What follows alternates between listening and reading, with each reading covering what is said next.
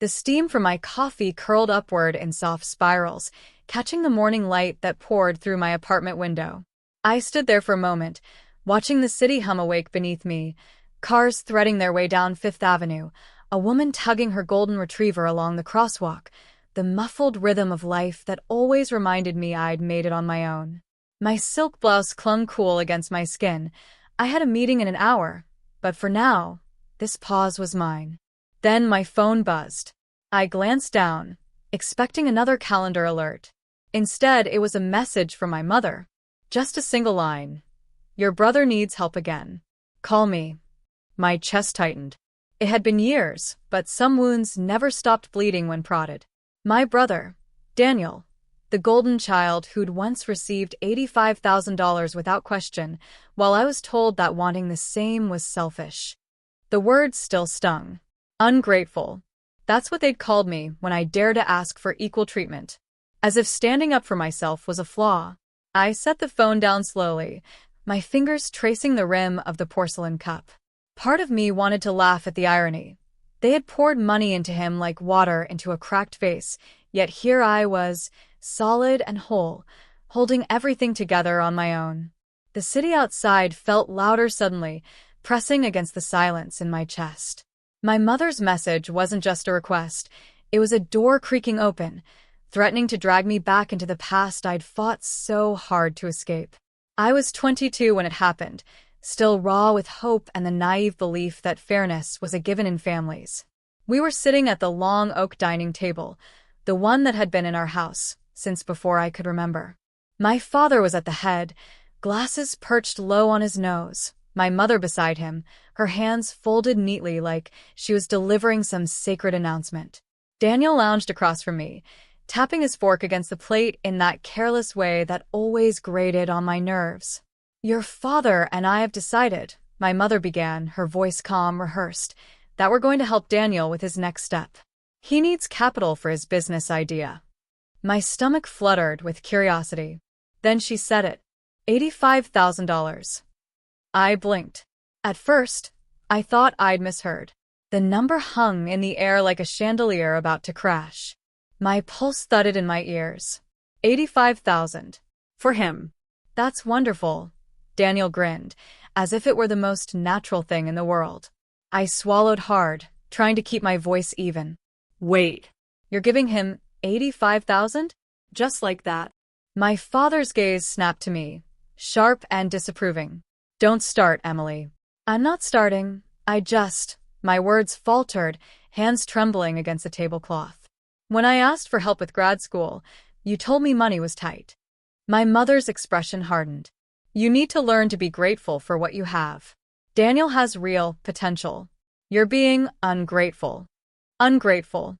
The word cracked something inside me. It wasn't just about the money, it was about being seen, about matching. My throat burned. My eyes prickled. I wanted to scream, but I couldn't risk giving them the satisfaction of calling me dramatic. Instead, I sat frozen, listening to Daniel boast about his plans, while my parents beamed at him like he'd hung the stars. My fork slipped from my hand and clattered against the plate, the sound sharp enough to turn heads. That night, as I lay in my childhood room staring at the ceiling fan spin, I remembered something my grandmother once told me. Never wait for someone to hand you your worth, darling. Build it. Then no one can take it away. The next morning, I packed my car. No announcement, no farewell speeches. Just the quiet decision that I would no longer measure myself against what they gave or refused to give. I left with 2 suitcases, $300 in my bank account, and a promise burning in my chest. I will not be the ungrateful one. I will be the unstoppable one. The first year away from home felt like a test I hadn't studied for. My apartment was a shoebox studio above a laundromat in Brooklyn, one window, one squeaky radiator, and walls so thin I could hear my neighbor's alarm clock through the plaster. Rent ate most of my paycheck from waiting tables, leaving me with little more than ramen packets and black coffee. But I carried my grandmother's words like armor. Build it, then no one can take it away. By day, I served impatient customers and balanced trays with sore wrists. By night, I hunched over my second-hand laptop, teaching myself marketing basics through free courses, scribbling ideas into a notebook until my eyes burned. I didn't know exactly where I was headed, only that I would never again beg for permission to chase my dreams. It was during one of those late-night rabbit holes that I met Claire. She was an older woman in a business forum, blunt and brilliant, the kind of person who could slice through excuses with a single sentence. I reached out timidly, expecting silence. Instead, she replied within an hour. "I like your grit," she wrote. "Most people talk. You're doing." Claire became my mentor, sometimes harsh, always honest. She taught me how to pitch clients, how to calculate my worth, how not to flinch when someone dismissed me because I was young and female. The first time I landed a real client, a small bakery wanting help with social media, I almost cried in the bathroom before our first meeting. The contract was worth only $500, but it felt like $1 million to me. Slowly, those tiny wins stacked up. One client referred another. A freelance project snowballed into a retainer. I learned to negotiate, to stay up through bleary-eyed nights designing campaigns, to celebrate every small deposit into my fledgling business account. And then came the turning point. A mid-sized clothing brand took a chance on me. The campaign went viral. Suddenly, I wasn't the girl in the shoebox apartment anymore. I was Emily Carter, consultant. Still, I kept my success muted. On social media, I shared safe updates, a picture of my coffee, a vague note about keeping busy. I never posted contracts signed or offices rented. My parents called occasionally, asking polite questions laced with doubt, and I gave them clipped, modest answers. Because deep down, I knew the truth. They didn't believe in me. They never had. And I wasn't going to waste my victories on an audience that had written me off before I even began. Instead, I built quietly, steadily, brick by brick. I moved from the shoebox to a loft. I hired 2 employees, then 5. I turned down investors who underestimated me, choosing independence over quick cash. By the time I was 30, my company was thriving, 6 figures in profit, contracts with national brands, my name whispered in circles I had once only dreamed of entering. And yet I kept it all hidden from my family. To them, I was still Emily, trying to make it in New York. And honestly, that was fine. Because one day I knew the truth would speak for itself. It happened on a gray November afternoon, the kind where the sky hangs low like it's pressing against the city itself. I was in my office, not the shoebox apartment anymore, but a sunlit corner suite on the 12th floor of a renovated warehouse in Soho. Exposed brick walls, a glass desk, framed art I'd picked up from local galleries. Everything in that space told the story of a woman who had built her world piece by piece. That's when my assistant buzzed me. "Emily, your parents are here. And your brother." For a moment, I just stared at the intercom. My parents rarely visited New York. They'd made it clear they thought the city was too much for me. The fact that they were standing in my lobby together could only mean one thing. Daniel was in trouble again. I smoothed my blouse, checked the small chip in my nail polish. It suddenly mattered, in a strange, intimate way, and told her to send them up. When the elevator doors opened, I watched their eyes widen. My mother's gaze swept the polished concrete floors, the carefully curated plants, the soft hum of my staff at work. My father's lips pressed thin, his jaw working as if he were chewing on disbelief. And Daniel, well, Daniel just looked confused, like he'd walked into the wrong building. "This is yours?" my mother finally asked, her voice faltering. I nodded, calm but not unkind. "Yes. Welcome to Carter Creative, my company." For a moment, silence filled the room. You could almost hear the weight of years, every dismissal, every word like ungrateful, colliding with the reality around them. Daniel was the first to break it. "Wait. You're saying you run this? Like you're the boss?" "I'm saying I built this," I replied evenly. "From the ground up. While you were given $85,000 to start your journey, I was told to figure it out on my own. So I did." My father's brows furrowed. "You never told us." "Why would I?"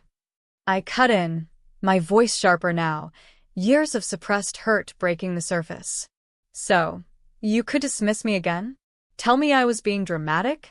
Call me ungrateful for wanting even a fraction of what you so freely handed to him. My mother's lips trembled, her composure cracking. We didn't know you were doing so well. That's because you didn't ask. I let the silence hang, watching the truth sink into them like cold water. Behind me, the skyline stretched across the floor-to-ceiling windows, a reminder of everything I had built without their blessing. Finally, I walked them through the office, letting them see the conference room where major brands pitched ideas, the awards lining the shelf, the team who looked to me for leadership.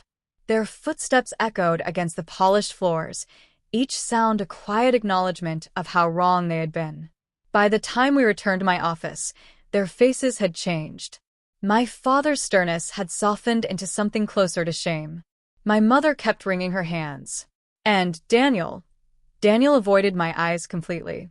So, I said, settling back into my chair, crossing one leg over the other with deliberate calm. You came here for help. Now you know the truth. I can help you, but only on my terms. The words tasted sweet, not out of revenge, but out of long-earned justice. For the first time in my life, I watched them look at me not as the daughter who had asked for too much, but as the woman who had carved her own place in the world and invited them into it only because she chose to. I let the silence breathe for a moment, the city humming faintly beyond the glass windows. For once, they were the ones squirming in their seats while I remained still, composed, the weight of the room shifting entirely in my favor. Daniel finally spoke. Look, Em, I just need a little help. Things didn't go the way I planned. The business folded. I've got debt, investors breathing down my neck. You've clearly got the money. I held up a hand, stopping him cold. That's where you're wrong. I don't have the money. I earned it. Every contract, every client, every late night. Nothing was handed to me. So, if you want my help, there will be conditions. His mouth snapped shut. My father leaned forward. Conditions? Yes. I leaned back, fingers lightly drumming the armrest. Because I refused to pour my resources into the same broken patterns that nearly destroyed me. If I help, it's not charity. It's investment in all of us. But only if each of you changes. My mother swallowed hard. What kind of changes? I turned to her first. You start by acknowledging that your children deserved equal respect. That calling me ungrateful when all I wanted was fairness was wrong. You don't get to sweep it under the rug anymore. Her eyes glistened, but she nodded faintly. Then I shifted my gaze to my father. You've always measured success in terms of control. My condition for you is simple. You let go. No more dismissing me. No more dictating from a pedestal. If I choose to help, you respect my decisions, without argument. His jaw tightened, but he said nothing. Finally, I faced Daniel. And you. My condition for you is accountability. No more handouts, no more reckless ideas funded by other people's sweat. If I invest in you, you'll attend financial management courses, work under supervision, and report progress monthly. And if you fail to meet those standards, the support ends immediately. Daniel shifted uncomfortably. That sounds extreme. I leaned forward, voice steady but firm. What's extreme is wasting $85,000 while being told your sister should settle for scraps. What's extreme is watching you repeat the same mistakes without ever learning. My conditions are not punishment, Daniel. They're a lifeline if you're strong enough to take it. The room fell into heavy silence. For the first time in my life, they were all forced to consider my terms. Not demands from a desperate daughter, but boundaries from a woman who had finally stepped into her power. I'm not here to humiliate you, I added softly. I'm offering you the same chance I had to carve out my own path. But it has to be earned, just like I earned mine. My father exhaled sharply, my mother dabbed her eyes, and Daniel sat there, pale, chewing his lip like a child caught in a lie. For the first time, they weren't dictating the rules of the game. I was. The weeks that followed surprised me. I half expected them to retreat into silence, to reject my conditions out of pride. But slowly, almost cautiously, each of them began to shift. My mother was the first. She called me late one evening, her voice quieter than I'd ever heard it. "Emily," she said, "I've been thinking about what you said. About respect. You were right. I can't change the past, but I want to do better." For the first time, I heard vulnerability in her tone, not authority. My father came next, though in his own way. He showed up at my office with a box of old family photos. "These belong to you as much as anyone," he muttered, sliding the box across my desk. It wasn't an apology, not outright, but in his language, it was as close as I would ever get. And maybe, for now, that was enough. Daniel resisted the longest. He grumbled through the financial management course, complained about the reporting structure, but he stayed with it.